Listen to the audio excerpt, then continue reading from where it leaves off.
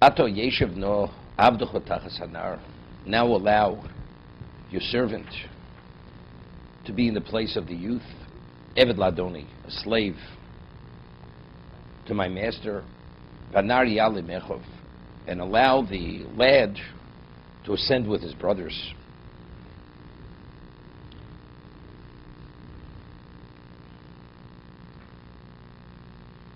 It's interesting. See, if you would say stealing the goblet is punished by death, you don't say, well, I'll die instead of him. The one who did the wrong deserves to die. But if the punishment is being a servant, a slave, so what is the value of a servant? To the degree you're going to accommodate me. But if I'm more qualified than he is, so why don't you take me? Evidently, the whole thing is what is a ploy. That confirms it's a ploy. This is part of his argument. Even when he's saying his last plea, it's to prove that this whole thing's a charade. That he's posing as this compassionate, giving, kind man, he's a monster. Because if in fact you are that, so it's a question of punishment, it's accommodation, so why don't you take me over him? Send him off. If he's going to put him to death. I'm innocent, you're not going to put me to death. But if he's going to be a slave and it's the degree of accommodation to you, do you want a person who's less qualified than a person who's more qualified? Right? So it's ato. So this is the final argument. It's not something else. This is part of the argument.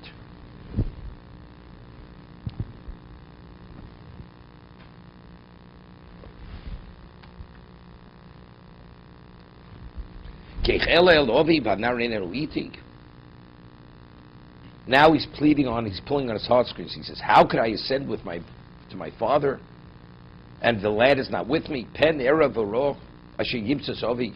I may see the bad which will come upon my father. I mean, his father dying from pain.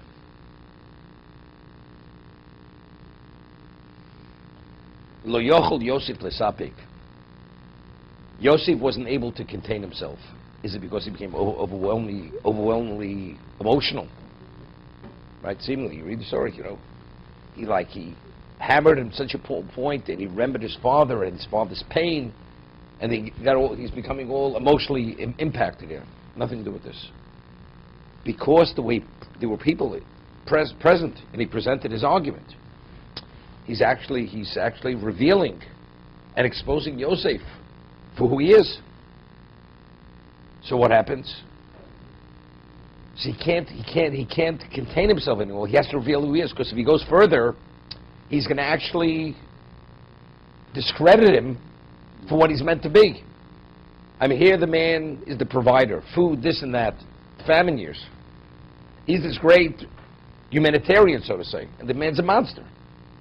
So Yosef Lesapik, he couldn't contain himself any longer. Take a look in the Sipurno.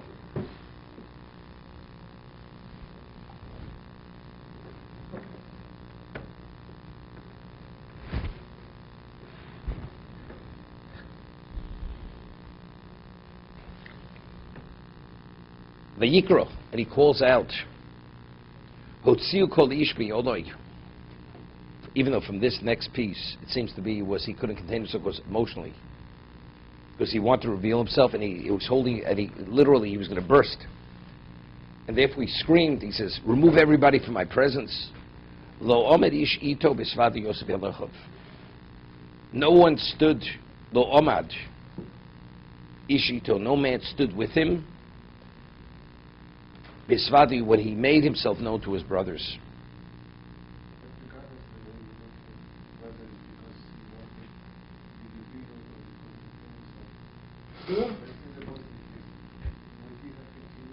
Wait a second. Yeah, sure. No, because already he saw, because he wanted Yaakov to come to bow. Yaakov didn't bow yet. So take a look at Rashi. Lo yochel Yosef l'sapik lo tzovim, lo yochel lizbor shiyubitzri. He's learning a whole different pshat Rashi, not as I just explained it. He wasn't able to tolerate that now that he's going to have to reveal himself, his brothers will be embarrassed in the presence of the Egyptians. Could imagine the Egyptians hearing that they sold their brother into slavery, right? And not only that, lo yochel yochel lizbo shemishim tzavim v'shom me'echov mizbaishin bivodul behem. They'll be embarrassed that they should see their brother his brothers being embarrassed. These people that he would not tolerate. Therefore, because what it says when he revealed himself, they were dumbfounded. They're so overwhelmed with shame they couldn't speak. So if they would see it, it would be a disgrace for his brothers. Therefore, to protect them,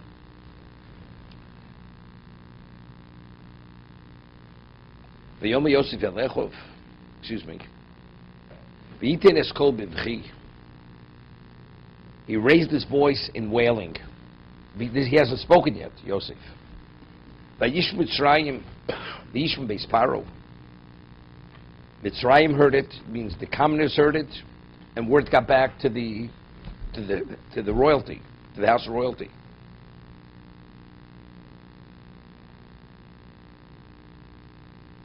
It's like Yosef lost it. You know, this man is the most controlled man, and all of a sudden, you know, a king doesn't show his emotions.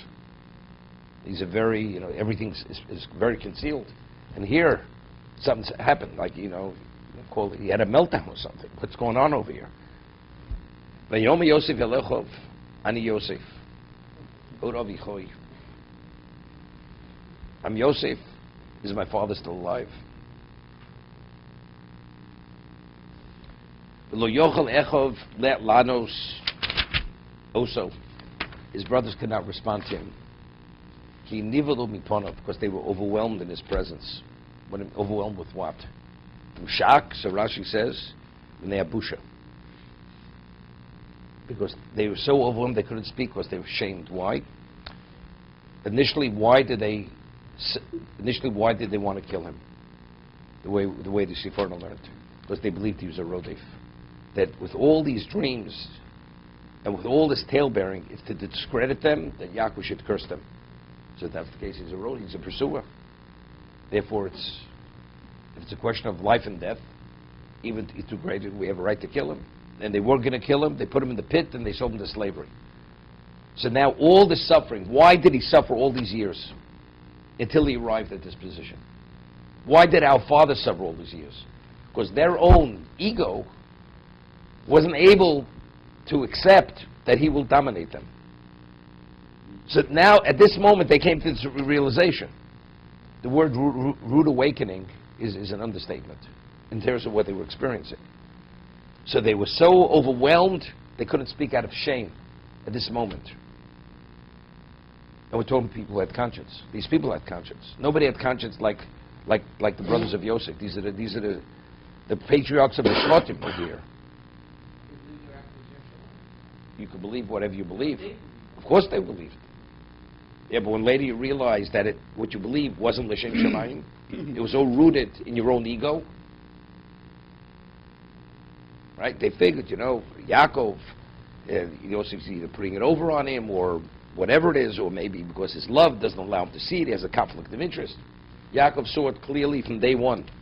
He understood Yosef his intent wasn't to discredit him. Yaakov understood it. Because Yaakov didn't have the conflict what they had. They're older brothers and he's the youngest, and they don't share the same mother, and he's going to dominate them. Whoever heard of such a thing?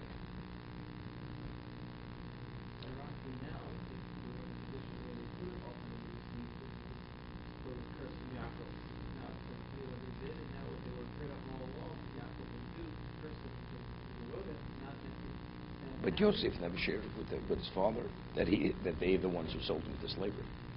Never shared it with his father. No, nobody knows. No, he was kidnapped. No. The look on the face will be shame, not shock. And not only that, he says in a moment, I am your brother, you sold me to Egypt. To them you revealed it. Nobody was there to hear it. This never got out. Nobody was present. When he said these words, the only ones who heard those words were his brothers. Right? He was walking in the forest. He was kidnapped and sold off in slavery. What? Slave trade. He said, where did they get their merchandise to sell? whatever. That he could explain. Because those were the dreams, because the dreams had to come to fruition. That's a separate question. Why did he reveal himself? No, but that's unrelated to this. That had to do because the dreams had to come to fruition. That's why he revealed himself all these years. His brothers had about him. It didn't work out. Later it happened, but it happened after, although Yaakov knew who he was. But Yaakov didn't have that impediment.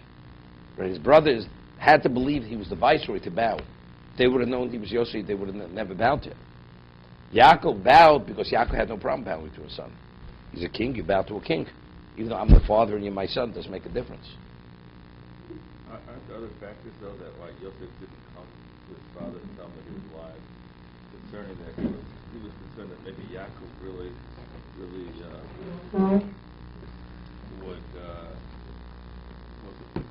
in on it with his brothers. Yaakov was in on his brothers. Yosef was concerned that Yaakov knew about it.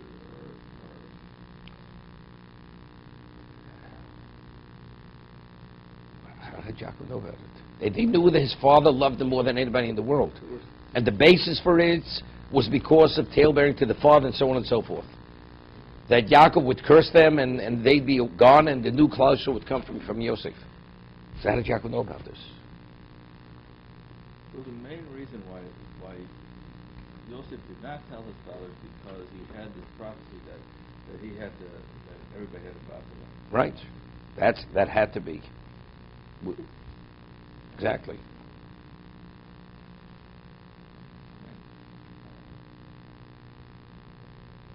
So let's say an alternative. Yaakov knew about it. How did Yaakov know about it? Impossible.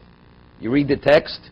No, but the sun is shining. By the way, I've never seen such a dark night. That's exactly your shot, how it fits into the story. Yosef may have been concerned that Yaakov played a part in sending him to his brothers, and he hadn't talked to his father in 22 years. How does he know what happened? How does he know what really caused his brothers to sell him into slavery? It says they couldn't speak to one another. That's how much they hated him. Right? Read the beginning of the story. The level of animosity reached. They couldn't speak to him. That's how much they hated him. So Yosef knew that Yaakov had nothing to do with this at all. Yosef was 100% sure that Yaakov had nothing to do with it. 1,000,000%. What? 1,000,000%. Okay, so then why not 1,000%. Doesn't he go and tell his father that he's alive? When he's viceroy. Yes. I just explained to you why not. The question is a question regardless. So why don't you tell me, why didn't he tell him? Tell me why. Let's go according to you're going to Washington, but you're going up to Canada. I'm going to Washington, but you're driving towards Canada, right? That's the direction you're going now, okay? So good. After 22 years, after he reveals himself, make sure to tell my father to come immediately. Immediately. Why? He's in on it. Let him stay in Canaan and forget about him. Well, I'm saying, but if he knew that I'm asking you according to your understanding. If Yaakov's in on it, why does he want his father to come immediately to Egypt? Of course not, but I'm saying. The Gemara says in Bava Basra. No, I'm serious. This is a very serious thing. Okay. If you read, the Chofetz Chaim writes that when a child's a child, you have to be very careful who the teacher is, who teaches your child. A child is like, the Mishnah says, Pirkei Avos, is like an unwritten piece of paper that was never written on. So what you write remains indelibly in that. And that's why a child has tremendous retention. So whatever you teach a child is a child that stays with him for the rest of his life. So Mora tells of a story, the story with Shaul, with Amalek. He had a Rebbe who taught him wrongly. It says, Mocha Timcha es Zocher Amalek. That's what he was taught as a child. King Saul, the males, you should kill the males. Zocher Amalek. Rather than teach him Zecher Amalek, Zocher. Then afterwards, he learned the one who taught him, his Cheder Rebbe, his first grade Rebbe who taught him wrongly. So now he knows it's Zecher. So the Gemara says, once it's ingrained in the person's subconscious, this never goes away. And it always comes back to haunt the person. You know? You go to a day school. I don't know what they taught you, what your teacher taught you as a 5-year-old kid when you learned the story when you were 7 years old.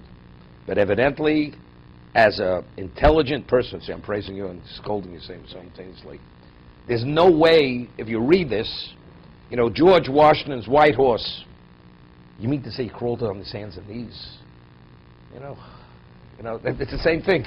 We're talking about one thing. It's out of the word left field is not enough of an expression. This is a different planet.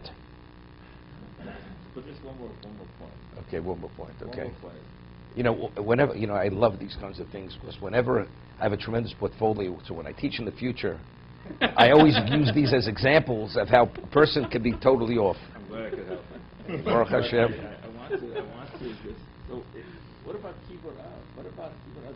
He knows his father. Let me ask you a question. Why didn't he tell his father? Okay. I just have a different plan with that. You'd make a phenomenal modern Orthodox rabbi from the pulpit. Phenomenal. Yeah, because the people love these kinds of questions. If your father says to you on Shabbos, I want you to make me a fresh cup of coffee, are you permitted to listen to your father? Now, why? Because it's based on the pasuk. God says, see, father, but it says in 10th Commandments, honor your father and mother. God says, but it also says you have to honor me. Your father is obligated to honor me. And I said, you're not permitted to cook. Therefore, you don't listen to your father. Okay? If a prophecy means God is saying this has to come to fruition, what about honoring your father? God says it's irrelevant. That's what God is saying. This is not your decision. God already told you what you have to. First of all, Yaakov suffered 22 years that he denied his parents honoring them. If it would have been Yosef's decision, who are you to make that decision? That's God's business. That's not your business. But because it came out as a result of a prophecy, so that's how God communicated to Yosef, that he's not permitted. Okay. Enough reprimanding. Okay.